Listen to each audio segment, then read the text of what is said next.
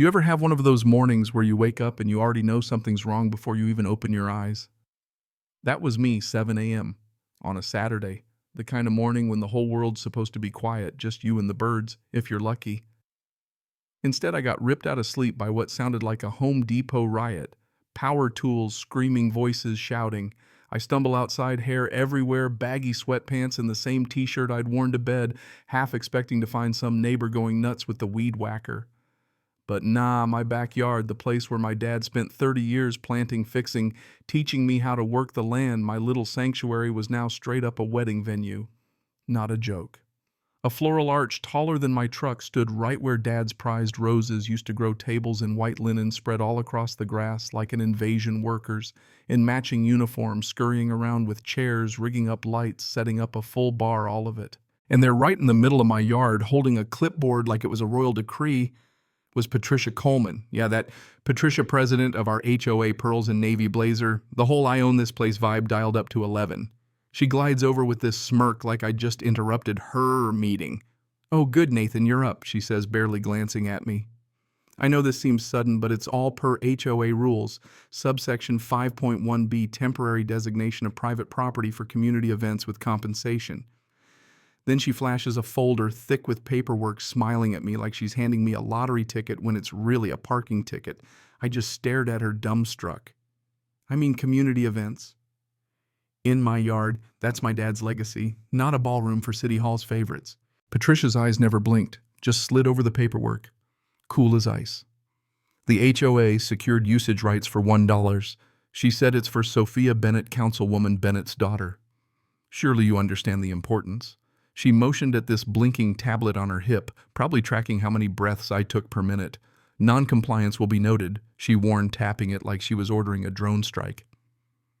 Before I could even reply, Officer Tom Reynolds, yeah, the same Tom I've grilled with at block parties, rolls up looking stone-faced. "Got a disturbance call," he says. Patricia swoops in. All business, flashes her papers at him. Officer Mr. Hayes is struggling with the legal agreement. Tom gives me this look, 1 part sympathy, 2 parts. My hands are tied, then says Patricia's got permits.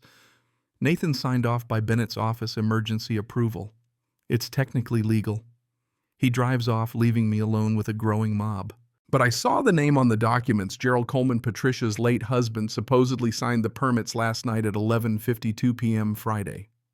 Only problem, Gerald's been dead 3 years and city offices close at 5. Either Patricia's psychic or she's been forging dead people's signatures. And the timing, Councilwoman Bennett was at a black tie gala all night, according to the local paper. Every bone in me screamed fraud. I remembered something my dad always said, standing out there watching strangers stomp his garden into mud. The land remembers who loves it and who abuses it.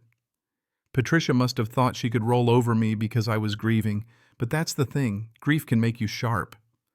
I wasn't about to let my dad's place turn into the set of some Hallmark movie. Instead of yelling, which is what she expected, I played it cool, made coffee, then started filming with my phone, trying not to shake with anger. "Morning, folks," I told the camera, showing off the chaos. "Welcome to HOA Tyranny 101. Today's lesson, how to lose your backyard without even being asked." My voice was calm, but you could hear the edge. That video blew up 600 views in an hour, comments rolling in. "This is insane, HOA." Karen's strike again. By noon, my neighbor, Mrs. Rosa Delgado, retired. Librarian, local legend, knocked at my door, glancing over her shoulder like we were in a spy movie. "Nathan, I saw your video. There's more you need to know." Turns out Patricia had fined the Thompsons $400 for having a blue mailbox, cited the Garcias for their son's red car, hounded Mr. Lynn while his wife was in chemo. She's been forging Gerald's signature since he died. Rosa whispered, "I've seen paperwork dated months after his funeral, but her cameras keep folks scared." Rosa had receipts too. She handed me a dusty envelope she'd kept from Gerald's old effects. He was my emergency contact, you know. Before he died, he gave me these. Inside were bank statements showing payments to shell companies, minutes from secret HOA meetings, and a letter from Gerald himself demanding an audit written days before his boat accident. It mentioned unauthorized access to the HOA's surveillance network and weird activity over at Crestview, our new development. Neighborhood's a test bed for something bigger, he wrote. A USB stick inside labeled with my dad's birth year held photos of military trucks at Crestview Files, even a short video showing soldiers burying containers out there. Dates. 2 days before 3 local kids, Mia Garcia, Tim Lynn, Ellie Thompson, supposedly drowned in a boating accident. Their bodies were never found. By the day of the wedding, my house was surrounded. Caterers, florists, guests everywhere, DJ thumping bass at 7 a.m., trampling what was left of Dad's flower beds. I called the cops again. Tom showed up, shrugged apologetically.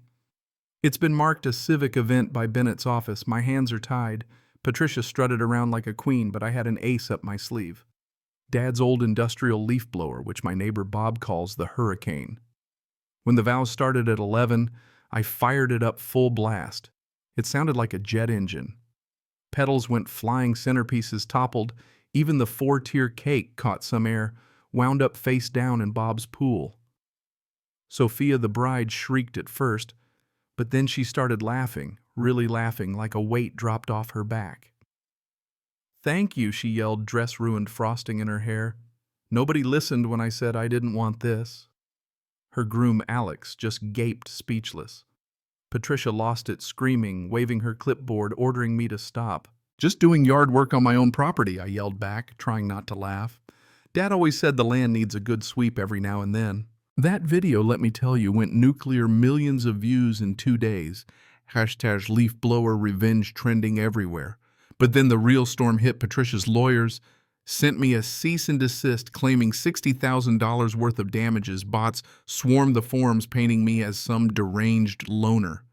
But Rosa's envelope, that changed everything. We waited until Patricia went to book club, then used Gerald's old keys to slip into the HOA office.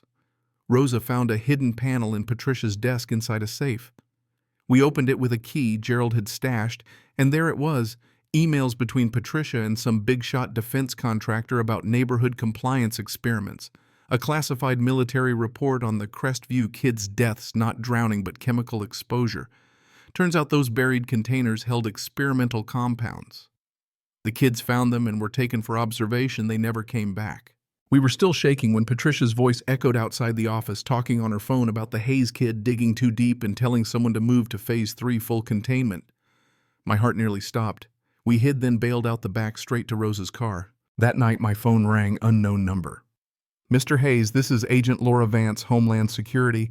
You've acquired material threatening national security. Meet me now." She swept my house for bugs, handed me a folder stamped classified. "Project Sentinel, Experimental Suburban Surveillance and Chemical Control. Your HOA's been a pilot for 2 years. Your leaf blower stunt forced their hand." And then comes the real twist. Alex, the groom, FBI. Sophia. Not even Bennett's daughter. She's a prosecutor undercover working against her mom. The wedding was a sting operation to get evidence and force Bennett and her partner Klein to talk on camera. Rosa, my sweet old neighbor, was an NSA retiree and the inside woman all along. It all broke wide open, feds swarming the neighborhood, people evacuated for a chemical leak. Patricia in cuffs sobbing, saying she'd only joined Project Sentinel because they'd promised to bring Gerald back. Excavations uncovered more than containers, 30 missing kids' remains, test data. Councilwoman Bennett arrested Klein, found dead by suicide. Patricia and 15 others prosecuted. The government bought out the whole development, compensated the residents, closed it down. Now, a year later, I'm sitting in Dad's restored garden. The leaf blower sits by a little plaque with the names of those lost kids. Sometimes new folks stop by, ask if they can use the yard for a party. I just point to the blower and say, "You can, but just so you know, it's got a knack for blowing the lid off buried secrets." They usually laugh, not knowing the half of it. Funny how a simple act, a noisy, stubborn refusal to get pushed around, can rip the cover off the darkest stuff hiding right under your feet. So what would you have done? Would you have fought back or just let it go? Drop your thoughts in the comments. I want to know where you stand, because sometimes what's legal isn't even close to what's right. And you never know what your own backyard's hiding until you stand up for it.